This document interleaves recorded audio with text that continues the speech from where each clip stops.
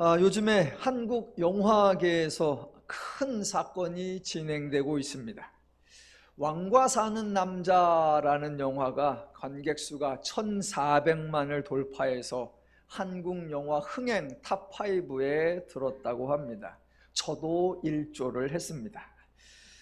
탑5에 해당하는 한국 영화 리스트를 이렇게 보니까 그 5개 영화 중에 제가 극장에 가서 직접 본 영화는 이번 영화를 포함해서 2개 뿐이었습니다.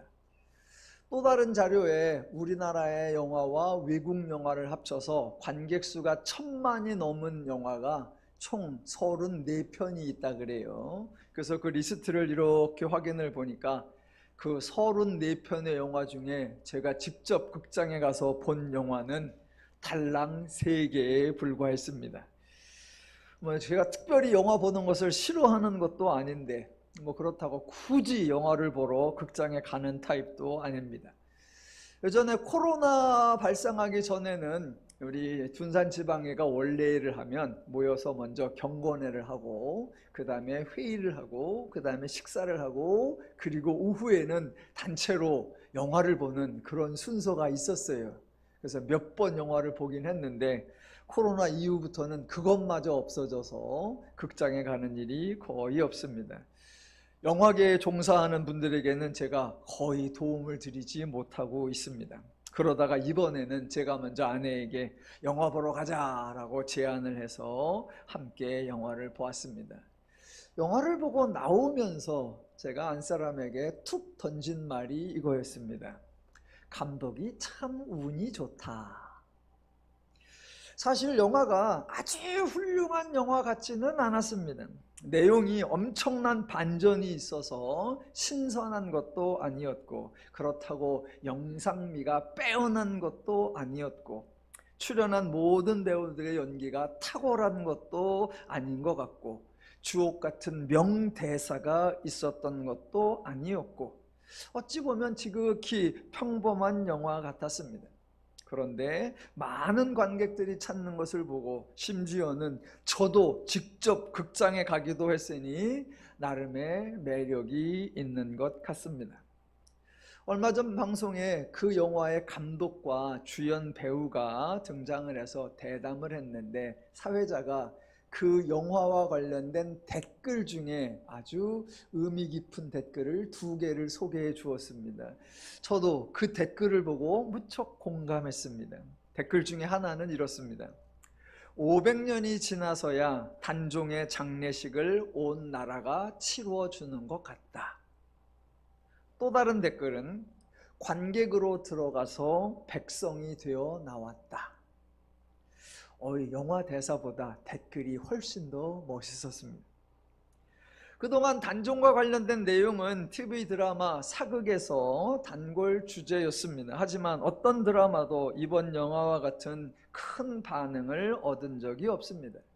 똑같은 내용일지라도 시대적 상황과 관련하여 어떻게 해석하고 어떻게 이해하느냐에 따라 반응이 달라진 것 같습니다. 물론 영화를 본 관객들이 모두 감독의 의도에 동의한다는 것은 아니고 흥행이 되었다고 해서 갑자기 역사적 사실이 바뀌는 것도 아닙니다. 음악의 분야에서도 그 당시에는 주목받지 못했던 곡이 후대에 명작이 된 경우가 있고 미술의 분야에서도 그 화가가 살아있는 동안에는 작품이 하나도 팔리지 않았는데 후대에는 거액을 주고도 사지 못하는 경우가 종종 있어 왔습니다. 여하튼 영화를 보고 나서 제가 계속해서 드는 생각은 감독이 참 운이 좋았다 였습니다. 저도 설교를 하는 사람으로서 저의 설교의 동영상 조회수도 많이 늘어났으면 좋겠다라는 생각이 들었습니다. 저는 1,000만까지는 아니었고요. 겸손하게 100만만 넘어도 소원이 없겠다라고 생각합니다. 오늘도 큰 기대를 가지고 창세기 강해를 이어가도록 하겠습니다. 자, 성경의 창세기에는 기독교와 관련된 거의 모든 것이 처음 등장합니다. 그래서 저는 창세기에서 기독교 신앙의 모범, 기독교 신앙의 원형, 기독교 신앙의 정형을 배워야 한다라고 생각합니다. 출애굽기에는 율법이 등장합니다. 그래서 사람들이 하나님이 법을 주셨고 하나님의 법을 준행하지 않으면 하나님께 벌을 받는다라고 주장합니다. 하지만 창세기에는 하나님이 인간에게 법을 주신 적이 없습니다. 출애굽기에 법이 나온다고 해서 하나님이 법을 주셨고 인간은 법을 지켜야 한다라고 주장하기 전에 하나님은 창세기에는 법을 주시지 않았는데 왜 출애굽기에서는 법을 주셨을까? 그 이유를 먼저 살펴보아야 합니다. 창세기에서 법을 주지 않았던 것이 하나님의 본심인지 출애굽기에서 법을 주신 것이 하나님의 본심인지를 잘 분별해야 합니다. 마찬가지로 레위기에는 다양한 제사에 관련된 내용이 나옵니다. 죄를 지으면 죄물을 들고 제사장에게 나와서 제사를 드려야 사죄를 받는다, 그런 내용입니다. 죄는 레위기에서부터 시작된 것이 아니라 이미 창세기에 사람이 죄를 짓는 이야기가 나옵니다. 그런데 창세기에는 죄를 지으면 제물을 들고 나와서 사죄를 받으라, 그런 내용이 없습니다. 그러면 창세기에서는 사람들이 죄 용서를 못 받는 것입니까? 아예 죄 용서를 받을 수 있는 기회조차, 수단이나 방법조차 없었던 것입니까? 하나님은 창세기에서는 죄를 용서해 줄 마음이 없다가 레위기 시대부터 죄를 용서해 줄 마음이 생겨나서 그제서 죄사함 받을 수 있는 자격과 조건을 제시하신 것입니까? 그럴 리가 없습니다. 또 출애굽기에서는 그렇게 법을 강조하고 레위기에서는 그렇게 제사를 강조하는 것 같은데 신약으로 가면 법을 거의 언급하지 않고 제사도 거의 언급하지 않습니다. 애초에 법이나 제사가 핵심이 아니었던 것입니다. 그래서 성경은 창세기부터 천천히 성경의 모든 내용을 자초지종을 잘 살펴보아야 합니다. 하나님이 인간에게 맨 처음에 하신 말씀이 창세기 1장 28절인데 복을 선언하신 것이었습니다. 우리나라 말로 번역된 기록하고 히브리 원문에 나오는 언어하고 강조하는 순서가 좀 다릅니다. 자, 우리말 성경에는 이렇게 되어 있습니다. 하나님이 그들에게 복을 주시며 하나님이 그들에게 이르시되. 그래서 종종 사람들이 하나님이 말씀하셨다, 하나님이 명령하셨다라고 해요. 그런데 똑같은 구절 히브리어로는 맨 앞에 복을 주셨다라는 말이 먼저 나옵니다. 하나님이 복을 주시고 하나님이 복을 선포하는 것을 강조하는 겁니다. 성경은 분명히 하나님이 복을 주셨다고 기록하고 있는데 사람들은 안타깝게도 창세기 1장 28절을 문화명령이라고 합니다. 하나님은 명령을 하신 것이 아니라 선포하신 겁니다. 그래서 그 구절에는 인간이 할 일이 없습니다. 인간이 수고하고 노력하고 애쓰고 헌신하고 충성해야 하는 일 없습니다. 대신 하나님이 인간을 이런 존재로 창조하셨다고, 앞으로 인간은 이런 존재가 될 거라고, 앞으로 인간은 이렇게 역할을 할 거라고 하나님이 선언해주고 하나님이 선포해주는 하나님의 말씀입니다. 그래서 실제로 어떤 인간도 창세기 1장 28절과 관련된 말을 한 적도 없고 일을 한 적도 없습니다. 하나님이 복을 선포한 거예요. 그런데 그 복을 기독교에서 문화명령이라고 표현한 것은 기독교의 엄청난 실수였습니다. 성경에 나오는 말씀들을 근거로 할 때 하나님이 인간에게 하신 두 번째 말씀이 창세기 2장 16절과 17절이에요. 여호와 하나님이 그 사람에게 명령하여 이르시되 동산 각종 나무의 열매는 내가 임의로 먹되 선악을 알게 하는 나무의 열매는 먹지 말라. 내가 먹는 날에는 반드시 죽으리라 하시니라. 우리나라 번역자들은 명령하여 이런 표현을 유난히 좋아했던 것 같습니다. 툭하면 명령하여, 툭하면 명령하여. 아마 우리나라의 역사적 경험에서 높은 분이 하시는 말씀은 늘 지엄한 명령이고 아랫사람들은 늘 순종해야 한다는 패턴이 철저하게 몸에 배어 있었던 것 같습니다.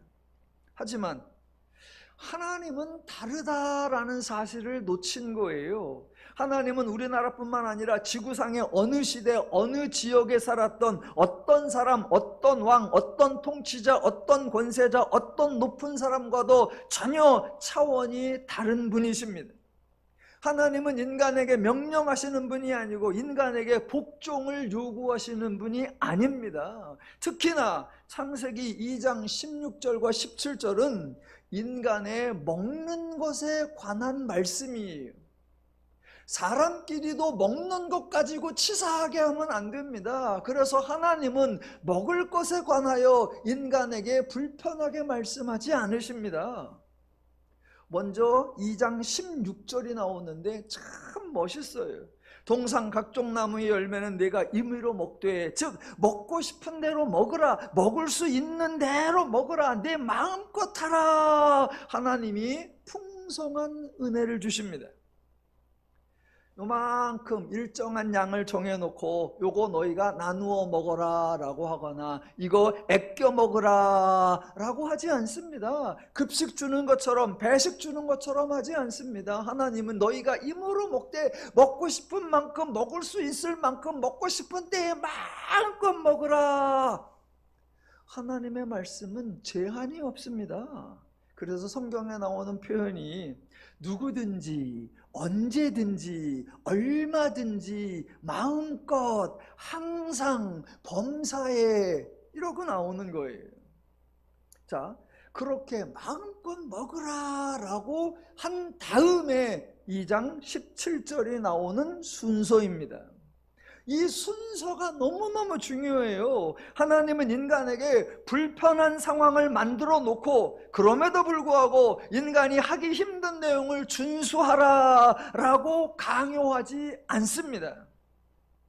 하루 종일 고된 노동을 시켜놓고 힘들게 해놓고는 저녁에 졸지 마라 그렇게 하면 고약한 거예요. 여름이나 겨울 되면 청소년 캠프, 청소년 수련회 이런 거 하잖아요. 참 바보 같아.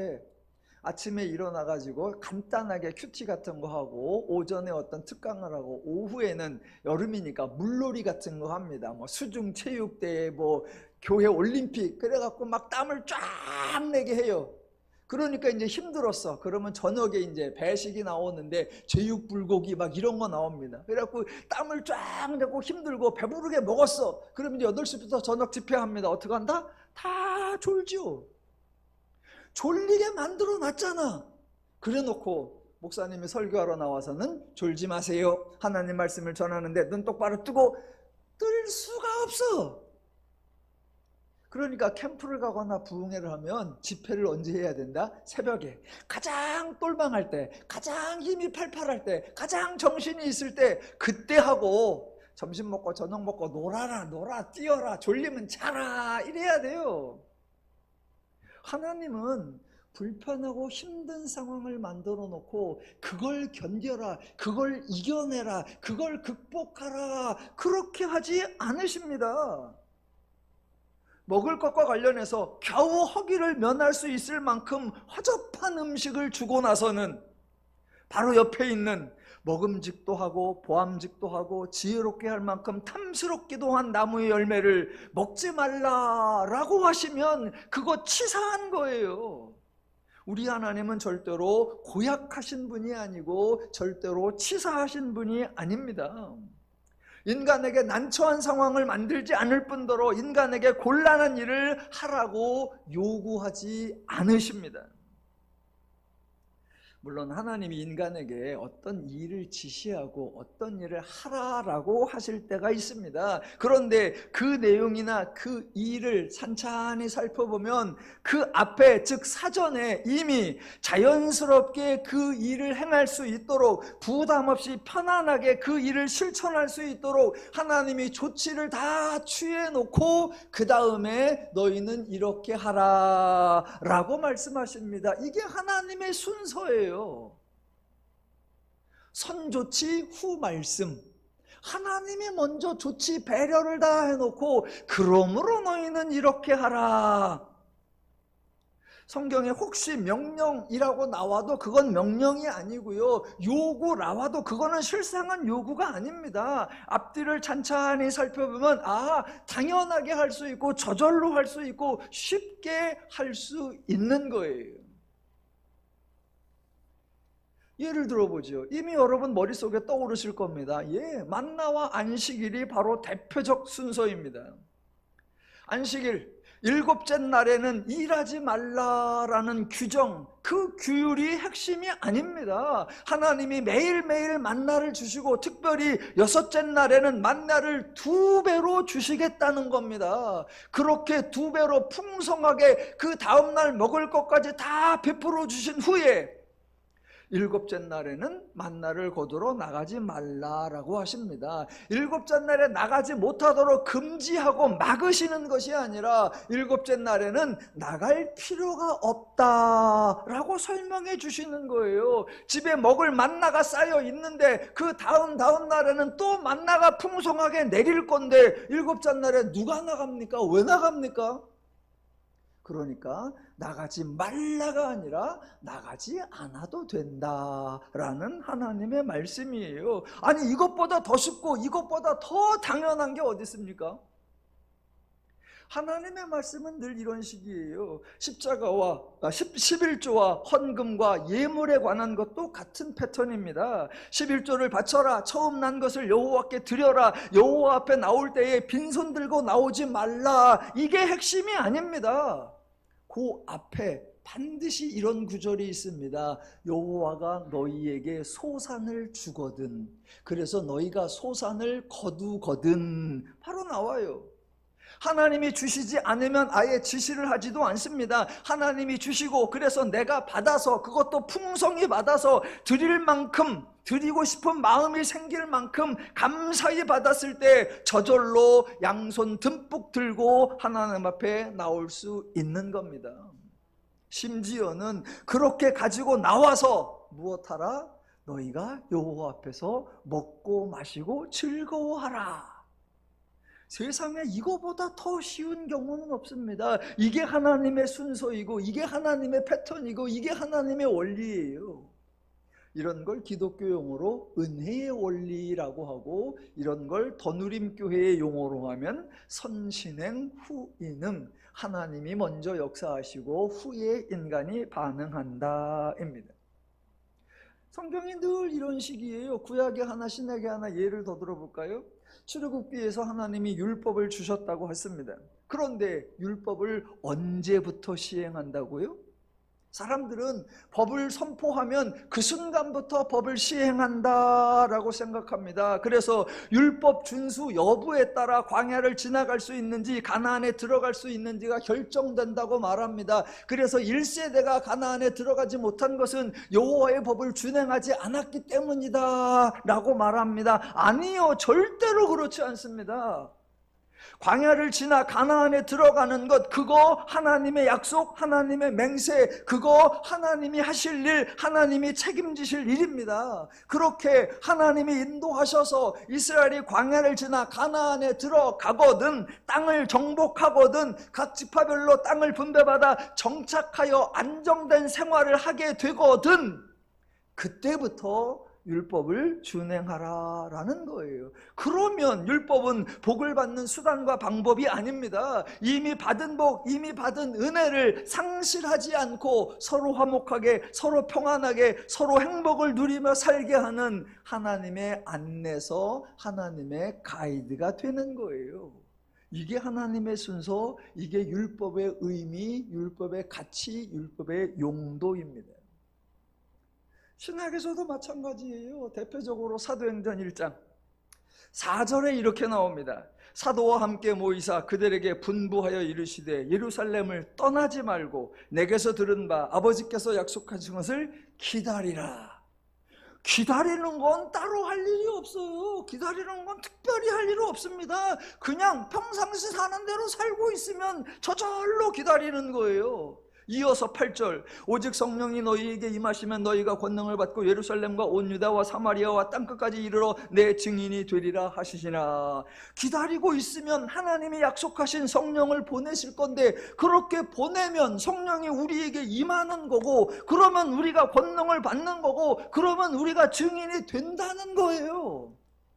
이게 하나님의 순서예요. 창세기부터 계시록까지 이 순서, 이 패턴, 이 원리. 그러니까 기독교에는 무리수가 없습니다. 그러니까 기독교에는 인간이 수고하고 애쓰고 희생해야 하는 경우는 없어요. 그래서 우리가 이렇게 말하는 거예요. 기독교는 누가 일한다? 하나님이 일하시는 종교다. 기독교는 인간이 반응하는 종교다라고요. 자, 하나님이 아담과 하와하고 대화하는 장면 그거 말고, 하나님이 가인과 대화하는 그거 말고, 하나님이 인간에게 지시하시는 또는 명령하시는 또는 말씀하시는 것 두 번째가 창세기 6장 14절 이하에 나옵니다. 3장과 4장에, 특별히 4장에, 창세기 4장에서 가인과 아벨이 여호와께 제사를 드렸다는 이야기가 나오는데, 이거는 하나님이 말씀하시는 것도 아니고 지시나 명령이나 제안이나 권고나 추천하시는 것도 아닙니다. 하나님과 아무 상관없이 그저 죄인들의 사고방식에 근거하여 죄인답게 행동한 것에 불과합니다.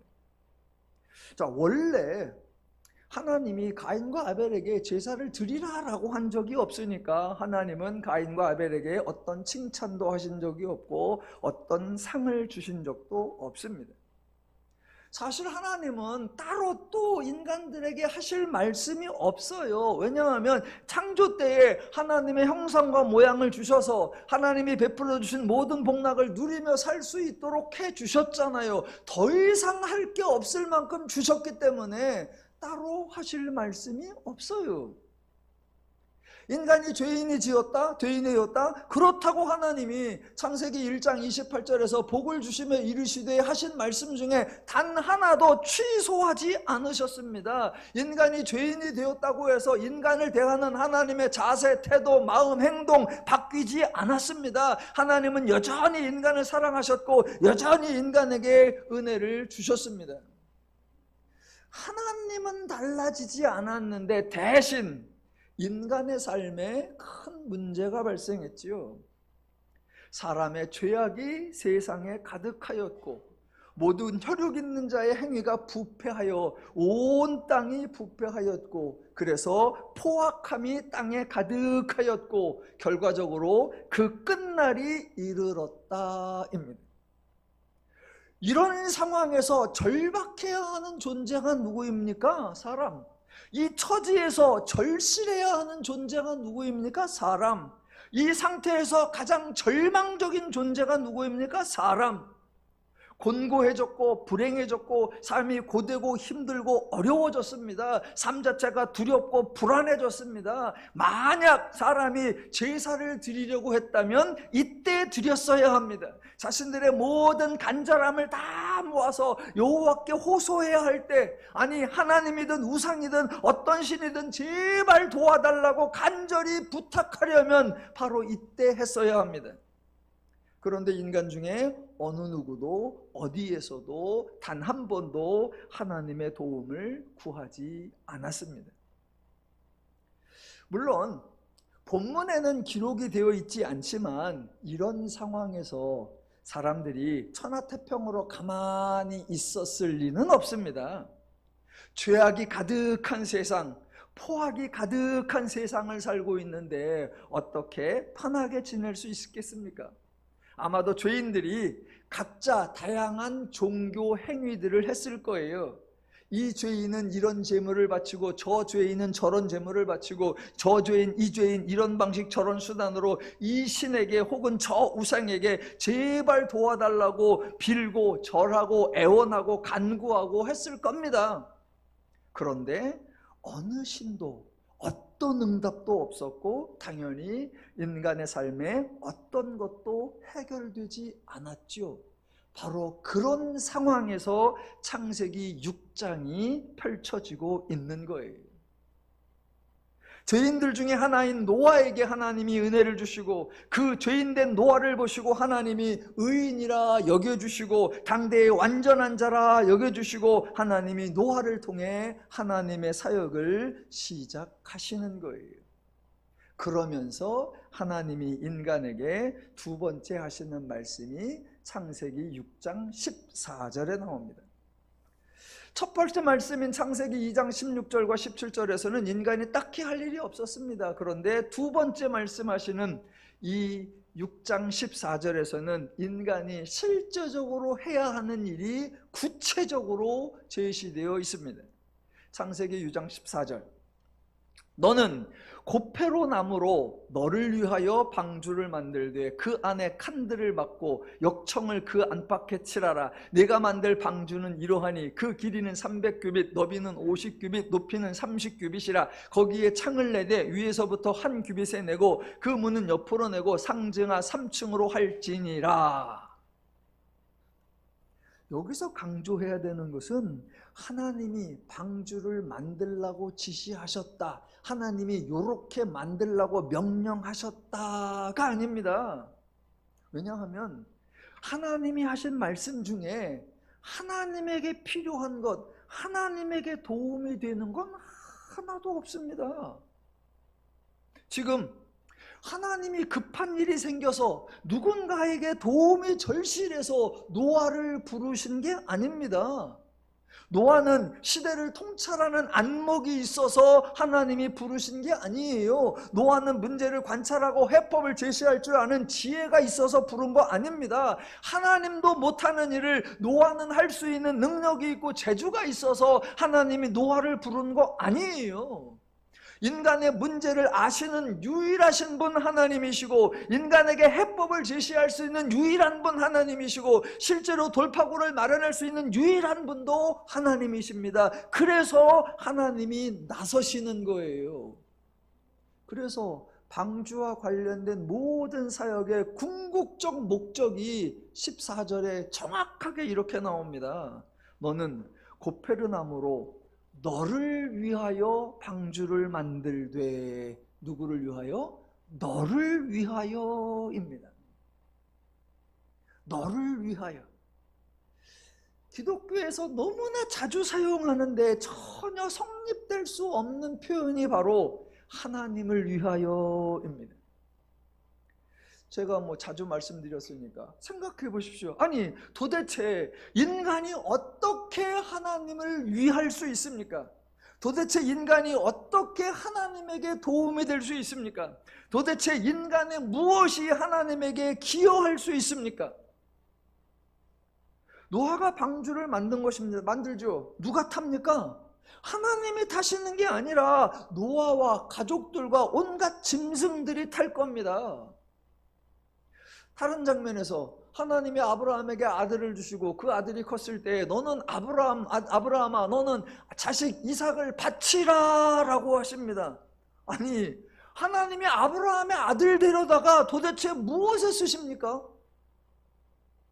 또 나중에 하나님이 다윗을 왕으로 세우십니다. 그래서 하나님이 다윗의 덕을 본 게 뭐가 있습니까? 성경 전체에서 인간이 하나님에게 유익을 드린 이유가 있습니까? 인류 역사에서 인간이 하나님에게 혜택을 드린 경우가 있습니까? 없습니다. 전무합니다. 애초에 있을 수가 없습니다. 있을 수가 없어요. 인간이 하나님을 위하여? 아니요. 기독교는 정반대로 하나님이 너를 위하여, 하나님이 인간을 위하여. 기독교는 하나님이 일하시는 종교입니다. 제발 부탁드리기는 본인들께서 하나님을 위하여라는 명분으로 희생과 헌신과 가시밭길과 고난의 길을 가려고 하지 마십시오. 동시에 하나님을 위하여라는 명분으로 다른 사람에게 곤고함과 억울함과 분함과 고난과 가시밭길을 가라고 요구하지도 강요하지도 마시기 바랍니다. 얼마 전에 기독교와 관련된 불행한 소식이 여기저기서 들렸었죠. 부산에 있는 어느 교회의 목사님의 사역자 회의 때에 그 험하고 추잡한 욕설, 나중에 해명할 때 뭐라 그랬습니까? 성도를 사랑하는 간절한 마음 때문에 내가 실수했다. 아니요, 그 간절한 마음 내려놓으세요. 하나님을 위한다는 명분 내려놓으세요. 작년인가요? 인천의 어느 교회의 찬양대에서 여고생이 매 맞아 죽은 사건이 있습니다. 엊그제 그 찬양단의 지휘자 되는 분의 음성이 녹음 파일로 나왔습니다. 차마 들을 수가 없습니다. 모든 명분이 뭐예요? 하나님을 위하여. 아니요. 오늘 하나님이 분명히 말씀하십니다. 하나님이 너를 위하여 일하신다. 기독교는 하나님이 인간을 축복하시는 종교고, 인간은 하나님의 은혜를 받아 자유롭고 평화롭고 행복하게 사는 것이 핵심이요 본질인 줄로 믿으시기 바랍니다. 그러니까 기독교의 주체는 하나님이다, 성경의 주체는 하나님이다 라는 사실을 명확하게 인지하고 성경 구절들을 읽어야 합니다. 성경에 뭐라고 기록이 되어 있고 어떤 사람을 아무리 칭찬하는 듯한 표현이 나올지라도 핵심은 그 사람이 아니고 그 사람의 행동이 아니라 하나님이라는 사실에서 흔들리지 않으셔야 합니다. 그래서 오늘 본문 7장 1절도 정확하게 분별하셔야 합니다. 7장 1절, 여호와께서 노아에게 이르시되 너와 내 온 집은 방주로 들어가라. 이 세대에서 내가 내 앞에 의로움을 내가 보았음이니라 입니다. 밑줄을 어디에다 쳐야 됩니까? 내가 내 앞에 의로움을 거기다 치면 안 됩니다. 밑줄을 그 다음 내가 보았음이니라 거기에 쳐야 합니다. 하나님이 보셨다는 거예요. 노아가 의롭고 당대의 완전한 자라고 하는 명백한 사실을 하나님이 똑똑히 보았다라는 것이 아니라 하나님이 의롭다고 보셨다, 하나님이 온전하다고 여겨주셨다라는 거예요. 그렇게 하고서 하나님이 일하기로 작정하시고 하나님이 해결하기로 계획하시고 하나님이 모든 것을 이루어내기로 결정하셨다라는 거예요. 지난주에 창세기 6장 5절 맨 마지막에 나오는 보시고 이 단어에 대해서 설명을 드렸습니다. 인간의 문제가 있다는 것을 보시고 인간의 문제를 해결하기로 마음 먹으셨다였습니다. 우리도 일상에서 이런 표현을 자주 사용하지요.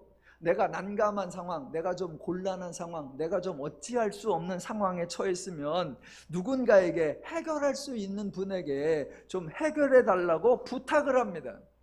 근데 부탁할 때 제가 사고 쳤으니까 와서 해결해 주십시오 이렇게 안 하죠.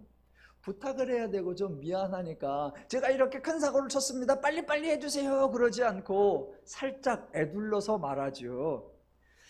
한번 좀 다녀가시죠. 한번 좀 봐주세요. 오셔서 한번 보세요. 경험이 많은 상사라고 하면 딱 와서 봅니다. 딱 보는 순간 아, 어디가 문제구나, 어떻게 처리해야 되는구나. 경험이 많은 상사는 딱 보는 순간 알아요. 아, 이거는 신입사원이 처리할 문제가 아니구나, 이거는 중간 관리자가 해결할 수 있는 게 아니구나. 딱 보는 순간 일단은 큰 소리를 한번 치죠. 어떻게 일을 이렇게 만들어놨어? 그래 놓고 갑니다. 얼마 있으면 전화가 와요. 이렇게 처리가 되었다라고요. 예, 그게 선임자가 할 일, 그게 지도자가 할 일, 그게 책임자가 할 일입니다. 그 역할의 원조, 그 역할의 모범이 바로 하나님이십니다. 보셨으면 해결을 하시는 거예요. 성경의 유명한 구절을 통해서 확인을 다시 한번 해볼까요? 출애굽기 2장 23절로 가면 이렇게 나옵니다. 여러 해 후에 애굽 왕은 죽었고 이스라엘 자손은 고된 노동으로 말미암아 탄식하며 부르짖으니 그 고된 노동으로 말미암아 부르짖는 소리가 하나님께 상달된지라. 하나님이 그들의 고통 소리를 들으시고 하나님이 아브라함과 이삭과 야곱에게 세운 그의 언약을 기억하사 하나님이 이스라엘 자손을 돌보셨고 하나님이 그들을 기억하셨더라. 창세기에서는 보셨고 보셨음이니라 라고 나왔고, 출애굽기에서는 들으셨고 기억하사 들으셨음이니라 라고 나왔습니다. 백성들이 대놓고 하나님 노동을 줄여주세요, 하나님 이 고통에서 벗어나게 해주세요 이렇게 말한 게 아니라 하나님 너무 힘들어요, 하나님 너무 어려워요, 견디기가 버거워요 라고 절규합니다. 결국은 도와달라는 내용인데 우리는 부탁을 할 때 약간 애둘러서 말해요. 너무 힘드니까 빨리 와서 당장 해결해 주세요 이렇게 하면 좀 미안하잖아. 그러니까 나는 너무 절실한데 상대방에게 뭔가 큰 일을 해달라고 하는 게 좀 미안하니까 좀 그냥 살짝 좀 당신이 하기에는 그냥 간단한 일이니까 그래서 와주세요, 도와주세요 라고 하는 게 아니라 제가 좀 힘들어요, 가능한 내가 불쌍한 표정을 짓는 거예요. 결국은 와서 해달라고 하는 건데, 그래서 이스라엘은 하나님이여 당장에 나타나서 빨리 우리를 애굽에서 건져내 주시옵소서 라고 하지 않고 노동으로 말미암아 탄식하고 부르짖었다라고 합니다. 천만다행으로 하나님이 들으시고 하나님이 기억하셨습니다. 여러분, 들으셨으면 그 다음에 무엇을 하셔야 합니까? 기억하셨으면 그 다음에 무엇을 하셔야 합니까? 들으신 걸로 끝나면 안 되고 기억하신 것으로 마치면 안 됩니다. 들으셨으면 그 다음 해야 하고 기억했으면 그 다음 해야 합니다. 그래서 하나님이 들으셨고 하나님이 기억하셨기에 그 다음 3장에서 하나님이 모세를 부르시고 그 다음에 하나님께서 모세를 통해 10가지 이적을 행하시고 그 다음에 결국 이스라엘이 애굽에서 나올 수 있도록 하나님이 역사하신 거예요. 이게 보시고 이게 들으시고 이게 기억하사예요. 그 다음으로 넘어가야지요. 그건 출애굽기부터 등장한 게 아니라 창세기 6장에서 먼저 나온 거예요. 하나님이 인간의 상태를 보셨기에, 인간의 끝날이 이르렀음을 보셨기에 하나님이 노아를 부르시고 하나님이 노아에게 방주를 만들게 하시고 결국 하나님이 인간의 생명을 보존하시는 것입니다. 오늘 일부 예배 때 우리 정 집사님이 휠체어를 타고 오셨어요. 그래갖고 안수기도를 딱 하고 나서 가시려고 하는데 이렇게 보니까 휠체어 바퀴에 바람이 하나도 없어. 바퀴가 바닥에 딱 탔어. 저는 평상시 자전거를 자주 타는 사람이니까 바람이 있나 없나를 늘 보는데 휠체어를 딱 보는 순간 땅바닥에 붙었어. 그러는데 타고 있는 정 집사님도 그걸 모르고 밀고 가는 이 집사님도 모르고 그냥 그래. 근데 제가 딱 보니까 바람이 없어. 그래가지고 이거 바람이 하나도 없네요. 아무도 몰랐어. 이거 어떻게 하지? 제가 또 누굽니까? 예비한 바람 넣는 게 있잖아요. 제가 제 사무실에 있거든요. 그래서 제가 휠체어 타이어에 바람이 없는 것을 보시고 보았으면 뭐 해야 된다? 그 다음 조치 해결을 해야죠. 얼른 가져서 바람 넣는 것을 가져와서 그 다음에 제가 막 바람을 탱탱하게 넣어주니까 이 집사님이 어머 잘 빌린다, 이렇게 쉬웠네. 예, 그게 보시고예요. 보셨으면, 들으셨으면, 기억하셨으면 그 다음 조치를 하시는 것, 그게 하나님의 역사고 그게 하나님의 순서예요. 창세기 6장과 7장에 노아를 칭찬하는 듯한 표현이 여러 번 나와요. 노아에 대한 소개가 다양하게 나옵니다. 그러니까 사람들이 어머 노아는 훌륭하다라고 노아에게 집중하는 실수를 합니다. 하지만 늘 기억하셔야 되는 거, 성경 이야기의 전개 핵심은 사람이 아니라 누구다? 하나님이시다. 자, 노아에 대한 표현 읽어볼까요? 6장 22절. 노아가 그와 같이 하여 하나님이 자기에게 명하신 대로 다 준행하였더라. 한 번만 나오는 게 아닙니다. 7장 5절 노아가 여호와께서 자기에게 명하신 대로 다 준행하였더라. 마치 하나님은 노아에게 지시와 명령을 하셨을 뿐이고 노아가 하나님이 지시하신 것에 순종하고 노아가 하나님 명령하신 것을 이행하기 위해 노아가 수고하고 헌신하고 마침내 노아가 하나님 맡기신 과업을 완수했다라고 생각이 들 것 같아요. 그렇지 않습니다. 왜냐하면 하나님이 말씀하신 것 중에 노아가 할 수 있는 것이 없었습니다. 보세요. 제가 이제 어렸을 때부터 교회를 다니니까 예전에 주일학교에서 율동도 배우고 노래도 배우죠. 그 중에 잠깐 기억나는 게 노아 할아버지 배를 만드네, 그런 노래하고 율동이 있었어요. 노아 할아버지 수영는 참 할아버지 배를 만드네, 노아 할아버지 배를 만드네, 이렇게 좀 그렇게 하는 노래하고 율동이 있었습니다. 그러면서 그때 선생님이 이렇게 말씀하셨어요. 여러분, 주변 사람들이 노아를 조롱하며 비웃었지만 노아는 신실한 믿음으로 배를 만들고 있었습니다. 그 당시 아직까지 비가 온 적이 없기에 사람들은 무슨 비가 내린다고, 무슨 배가 필요하냐고, 비가 얼마나 내리길래 온 천지를 싹 덮는다고, 사람이 싹 죽는다고 그런 헛소리를 하냐, 노아가 노망이 들었나 보다, 노아가 미쳤나 보다 라고 약을 올렸습니다. 그래도 노아는 흔들리지 않았고 시험 들지 않고 중단하지 않고 배를 만들었습니다. 노아는 믿음의 사람이었습니다 라고 어렸을 때 들었어요. 하지만 현실적 가능성이 없습니다. 본문에는 노아의 직업이 나와 있지 않습니다. 그동안 노아는 배를 만들어 보았을까요? 혹시 노아가 바닷가 근처에 살면서 조그마한 배를 만들어 보았을 수는 있습니다. 목사님들 중에 미국을 방문하시면 미국에서 목사님들이 주로 방문하는 한 장소가 있어요. 저는 안 가봤는데 미국에는 창세기 6장에 하나님이 만들라고 했던 이 방주를 실제 사이즈로 만들어 놓은 배가 있어요. 그래서 목사님들 가면 거기 문 앞에서 늘 찍습니다. 그렇게 거기를 다녀오신 분들이 공통적으로 하시는 말씀, 방주가 어마어마하게 크다라는 거예요. 여러분, 설령 노아가 바닷가 근처에서 살면서 배를 만들어 본 경험이 있다고 할지라도 노아가 이렇게 큰 배를 지을 능력이 있었을까요? 그저 큰 나무 하나를 잘라갖고 가운데를 이렇게 파내가지고 카누나 카약처럼 작은 배는 만들 수 있겠지만 이만한 규모의 배를 만들려고 하면 우선 설계를 할 수 있어야 합니다. 설계 얘기하면 제가 꼭 하고 싶은 말 있어요.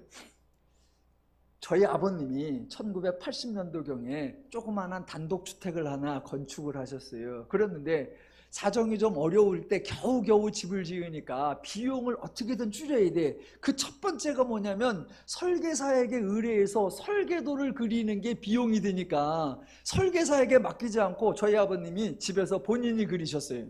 책상 위에 앉아갖고 자를 가지고 이렇게 그래갖고 그림을 그려가지고 그거를 또 설계를 받긴 받아야 되니까 설계사무소에 가서 내가 그려준 대로 그냥 해라. 설계사가 딱 보니까 이거는 이래로는 집이 안 돼. 근데 우리 아버지는 아니요, 내가 이렇게 했으니까 됐어. 너도 작았고 이렇게 그릴 거 아니야. 그러니까 괜히 돈 더 먹으려고 그러지 말고 내가 그린 대로 그냥 설계해줘.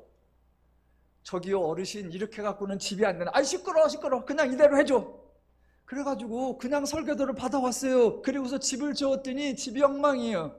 집이 부엌에서 거실로 상이 나와야 되는데 통로가 좁아서 밥상이 안 나와. 우리 어머니가 밥상 들고 나올 때마다 40년째 욕하고 있어요. 네 아버지가 설계를 개뿔도 모르놓고 이렇게 만들어내고 내가 40년째 이러고 있다고. 여러분, 뭐 하나 개집 지어봤다고 집을 질 수 있는 게 아니에요. 조그만한 배 하나 뗏목배 만들었다고 해서 이만한 방주를 지을 수 있는 게 아니에요. 설계도 해야 되죠. 길이와 넓이와 높이만 정해준다고 배를 만들 수 있는 거 아닙니다. 부력에 대해서도 알아야 되고, 평행에 대해서도 알아야 되고, 동선에 대해서도 알아야 되고, 구조에 대해서도 알아야 되고, 참으로 알아야 할 것 많고 고려해야 될 게 많습니다. 노아가 하나님이 방주를 만들라 그러면 그냥 만들 수 있나요? 창세기 5장 32절을 보면 노아는 500세 된 후에 셈과 함과 야벳을 낳았더라 라고 하고, 7장 6절에 가보니까 홍수가 있을 때 노예가 600세라라고 나오니까 그냥 대략 지시를, 방주를 만들라는 지시를 받고 실제로 배를 만들 때까지 한 100년 정도 걸렸다라고 계산할 수 있습니다. 여러분, 노아는 대략 100년 동안 사람들의 조롱과 야유와 비웃음을 참으며 오직 하나님의 뜻에 순종하는 마음으로 배를 만들었을까요? 더 기본적으로 하나님은 노아에게, 또는 노아를 비롯한 어느 누구에게라도 그렇게 어렵고 힘들고 지칠 만한 일을 100년 정도 버텨라 라고 지시하실까요? 성경을 보시면 하나님이 어떤 사람을 만나고 그 사람에게 말씀을 하셨을 때 그 사람이 처음부터 아멘 하고 끝까지 순종하고 신실하게 했던 사람 단 한 명도 없습니다. 애초에 하나님은 인간에게 그렇게 무리한 요구를 하시지 않습니다. 물론 하나님이 말씀하시면 처음에는 사람들이 다 당황하고 놀랍니다. 왜냐하면 자기가 관심 없던 일이고 자기가 할 수 있는 일이 아닌 것처럼 생각합니다. 그래서 거부합니다. 무리한 요구라고 생각해요. 대표적으로 출애굽기 나오는 모세입니다. 아니, 하나님이 지금 살인해서 도망가서 숨어 살고 있는 사람에게, 나이가 들어서 80이나 되는 사람에게 다시 애굽으로 돌아가서 바로에게 말해서 백성들을 데리고 나오라라고 하니까 모세가 네? 그럴 리가 없죠. 내가 어떻게 합니까? 나는 못합니다. 불가능합니다. 라고 하죠. 그러니까 하나님이 설명하고 이적과 기사를 통해서 모세를 설득하고 그래도 또 저는 못합니다. 그러니까 그러면 말을 잘할 수 있는 내 형 아론을 붙여줄게 라고 하고, 또 하나님이 친히 이적과 기적도 행하고 친히 하나님이 여호와의 영을 보내주시고 친히 하나님이 역사해서 그 일이 완성될 수 있도록 하나님이 하십니다. 그러니까 모든 것 하나님이 주관하시는 거예요. 모세에게 했던 것처럼 똑같은 역사가 노아의 경우도 일어나는 거예요. 비록 본문에는 자세한 설명이 나오지 않았지만 하나님이 노아를 부르시면서 방주가 지어지고 생명을 보존하는 모든 순간에 누가 일하시고 계시다? 하나님이 일하시고 계십니다. 당연히 처음에 노아가 거부했겠죠. 아니, 무슨 배를 지으란 말이에요? 어디다 지으란 말이에요? 어떻게 지으란 말이에요? 나는 배를 지어본 적도 없고 배를 어떻게 하는 줄도 몰라요.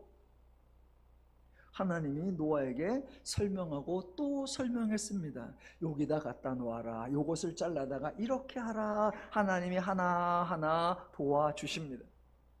하나님은 배를 만들어 라고 지시하시는 걸 끝나고 모든 독박은 노아가 다 쓴다 라고 생각하면 큰 오해입니다. 정반대입니다. 하나님이 노아가 배를 만들 수 있도록 지시하고 도와주고 설명하고 설득하고 해서 만들어 가십니다. 한 100년 동안 노아가 온갖 조롱과 온갖 야육과 온갖 모욕, 비웃음 견딜 수 있을까요? 아니요. 만약 하나님이 노아에게 그것을 감수하라 라고 했다면 하나님을 인격적인 분이라고 할 수 없습니다. 너는 모욕과 조롱과 야욕, 멸시가 있을지라도 참고 인내하면서 한 100년 정도를 버텨라 라고 하신다면 그것은 너무나 야만적이고 비인격적인 잔혹한 처사입니다. 하나님은 그런 분이 아닙니다. 하나님은 그렇게 비인간적인 지시나 명령을 하시는 분이 아닙니다. 혹시라도 하나님은 어떤 명령이라도 내리실 수 있어. 그래서 비인간적, 비인격적 명령이라도 저건 하나님의 말씀이야. 그러면 나는 해야 돼. 하려고 하니까 너무 안 돼. 그래 놓고는 하나님께 하나님 이거를 견딜 수 있는 힘을 주십시오. 이것을 버텨낼 수 있는 용기를 주십시오. 마지막까지 완수할 수 있도록 능력을 주십시오. 라고 기도해서 될 일이 아니에요. 애초에 하나님은 그런 지시나 그런 요구를 하시는 분이 아니다라는 것을 이해하셔야 합니다.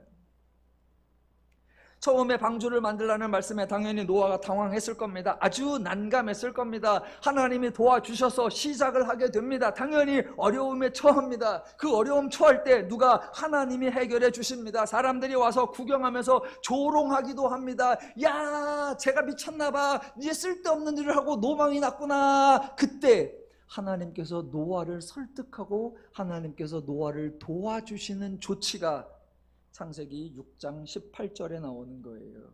그러나 너와는 내가 내 언약을 세우리니입니다. 하나님이 명령하셨다고 강조하는 게 아니라 하나님이 이 모든 일을 책임지시겠다라고 선포하는 게 언약을 세우는 거예요. 성경 전체의 언약, 하나님의 계약, 하나님의 언약이 처음 등장하는 게 바로 이 장면인데 지금 이 장면이, 이 사건이, 이 말씀에 정말 어마어마한 거예요. 왜냐하면 어떤 신도 신이 먼저 나서서 신의 행동, 신의 역할, 신의 책임에 대해서 보장을 하는 언약을 세우지 않습니다. 여러분, 신이 뭐가 아쉬워서 인간과 언약을 맺습니까? 신은 언제라도 뜻을 바꿀 수 있고, 신은 언제라도 자신의 계획을 변경할 수 있고, 신은 언제라도 신의 의지를 취소할 수 있습니다. 그게 신의 권세고, 그게 신의 능력이고, 그게 신의 자유야. 굳이 신이 인간과 언약을 세워서 그 언약에 신이 매일 이유가 없습니다. 신적 권위에 근거해서 명령하면 되고, 신은 모든 면에서 결정을 하고 판단을 하는 존재이지 신이 의무를 가지는 경우가 없고 신이 스스로 의무와 책임을 끌어안는 경우 없습니다. 그런데 지금 하나님은 내가 하겠다라고 말씀하시고 이거를 내가 이루어내겠다라고 언약을 세워주시고 하나님이 선포하시는 거예요.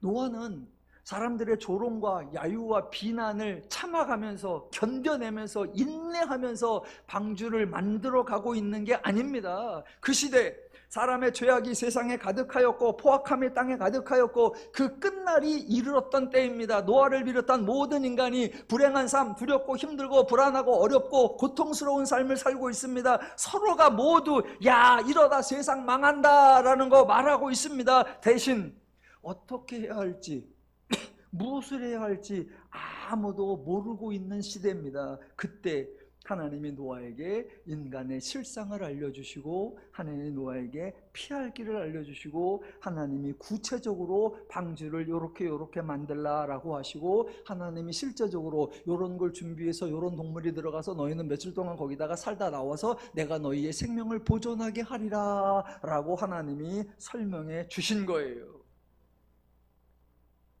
처음에는 노아가 사람들의 조롱에 부끄러움과 창피함이 있었겠죠. 그러나 거듭되는 하나님의 설명과 확실한 하나님의 약속의 근거에서 점점 노아는 세상 사람들아 너희가 지금 망해가는데 너희가 모르는 거야. 나는 지금 피할 길을 마련해가고 있고 나는 지금 살 길을 마련해가고 있고 나는 지금 생명을 보존하는 일을 하고 있는 거야. 그 마음이 없으면 100년? 못 견딥니다. 10년 못 견딥니다. 1년 못 견딥니다. 하나님이 노아에게 그 깨달음을 주지 않았다면, 하나님 노아에게 그 새로운 관점을 가지게 하지 않았다면, 노아가 그저 멸시와 조롱을 참고 견디고 이겨내려고 애썼다면 노아는 얼마 지나지 않아서 화병에 우라병으로 죽었을 겁니다. 하나님은 인간을 그렇게 대하지 않습니다. 노아가 온갖 조롱과 야유와 멸시 가운데 믿음을 잃지 않고 견뎌냈다? 아니요. 하나님이 노아에게 말씀하시고, 하나님이 노아에게 약속하시고, 하나님이 노아에게 언약하시고, 하나님이 노아에게 설명하셔서 아, 내가 지금 생명의 길을 가고 있구나라는 걸 알게 하셔서 노아가 기쁨으로, 즐거움으로, 감사함으로 이 역사를 이루게 하시는 것이었습니다. 하나님의 말씀, 하나님의 지시, 하나님의 명령은 하나님은 아무것도 하지 않고 모든 것을 인간에게 떠넘기는 것이 아니라 인간을 위해 하나님이 일하시겠다는 하나님의 선포이고, 하나님은 자신의 선포를 분명하고 확실하게 책임지시겠다는 의미로 하나님의 언약을 세워주시는 겁니다. 사람들이 종종 이렇게 부르죠. 노아의 방주. 아니요. 그 배는 노아가 만든 것이 아니라 실상은 하나님이 만드신 겁니다.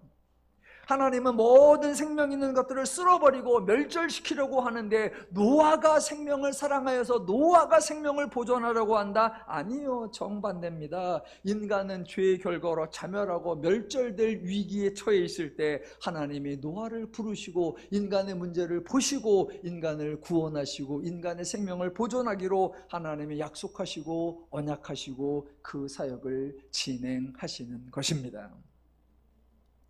노아를 보셨던 하나님이 오늘날 저와 여러분을 보고 계시고, 노아를 위하여 사역하신 하나님이 오늘날 저와 여러분을 위해 사역을 하고 계시고, 노아에게 언약을 세워주신 하나님이 오늘날 저와 여러분에게 하나님의 언약을 신실하게 이행하고 계십니다.